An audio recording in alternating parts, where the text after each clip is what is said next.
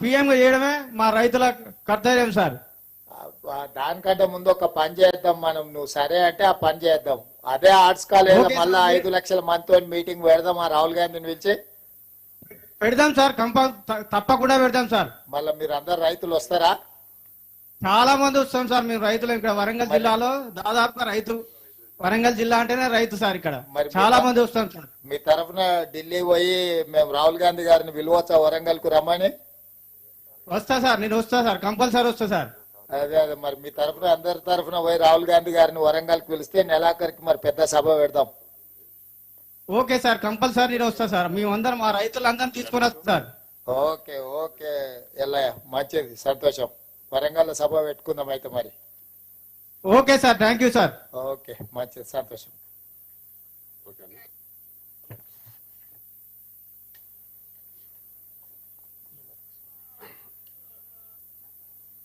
అన్ని మండల కేంద్రాల్లో ఉన్నటువంటి అన్ని జిల్లాల రైతాంగానికి ఈరోజు ముఖ్యమంత్రి గారు ఇచ్చినటువంటి కానుక, ఈ ధైర్యం, ఈ భరోసా ద్వారా మీరందరూ గుండె ధైర్యంతో పంటలు పండించుకోండి.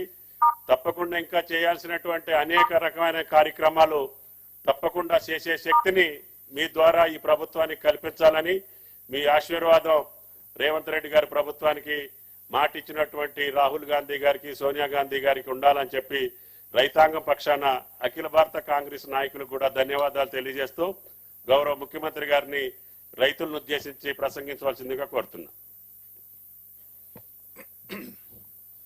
ధన్యవాదాలు. ఈ కార్యక్రమాన్ని ఏర్పాటు చేసిన వ్యవసాయ శాఖ, ఆర్థిక శాఖ మంత్రివర్యులకు,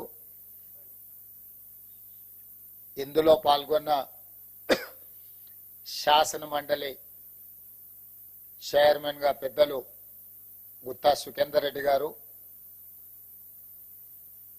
అసెంబ్లీ స్పీకర్ శ్రీ గడ్డం ప్రసాద్ గారు, మంత్రివర్యులు ఉత్తమ్ కుమార్ రెడ్డి గారు,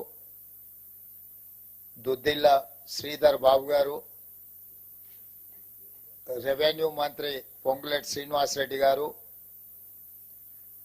ట్రాన్స్పోర్ట్ మినిస్టర్ పొన్నం ప్రభాకర్ గారు,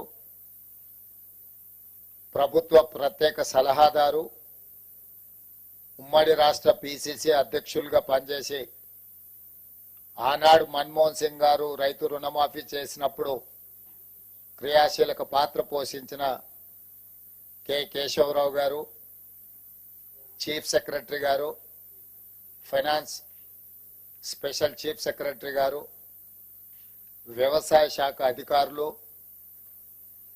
బ్యాంకులకు సంబంధించిన అధికారులు, వివిధ ప్రాంతాల నుంచి వచ్చిన రైతులు, దాదాపుగా 577 రైతు వేదికల దగ్గర ఈ కార్యక్రమంలో పాల్గొనడానికి విచ్చేసిన వేలాది మంది తెలంగాణ రైతులకు మనస్ఫూర్తిగా కాంగ్రెస్ పార్టీ పక్షాన, తెలంగాణ ప్రభుత్వం పక్షాన కృతజ్ఞతలు తెలియజేస్తున్నా. ఇంత అద్భుతమైన గొప్ప కార్యక్రమంలో పాల్గొని దేశానికే ఆదర్శంగా నిలబడే అవకాశం తెలంగాణ ప్రజలు మాకు ఇవ్వడం జరిగింది. మా అధికారులు, మా మంత్రివర్గ సహచరుల యొక్క సంపూర్ణ సహకారంతో ఇచ్చిన మాట నిలబెట్టుకునే విధంగా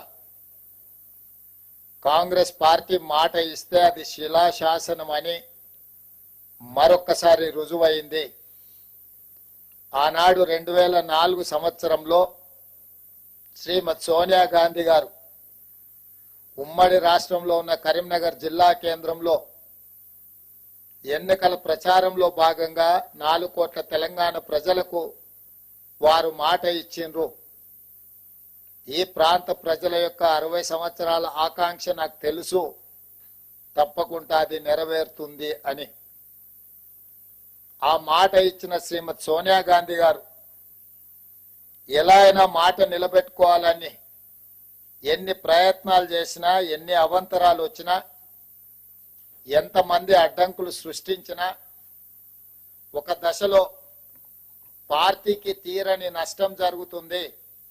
అత్యధిక పార్లమెంట్ స్థానాలు, అత్యధిక శాసనసభ స్థానాలు ఉన్న ఆంధ్రప్రదేశ్లో పార్టీ మనుగడనే కష్టమవుతుందని చెప్పి అన్నా వాస్తవంగా అది జరుగుతుందని అంచనాకి శ్రీమతి సోనియా గాంధీ గారు వచ్చిన వెనక్కి తిరిగి చూడకుండా మాట తప్పని మడమ తిప్పని నాయకురాలుగా 4 కోట్ల తెలంగాణ ప్రజల యొక్క ఆకాంక్ష నెరవేర్చి తెలంగాణ రాష్ట్రాన్ని ఏర్పాటు చేయడం జరిగింది. అంత గొప్ప నాయకురాలు ఈ చరిత్రలో తెలంగాణ ప్రజలు శాశ్వత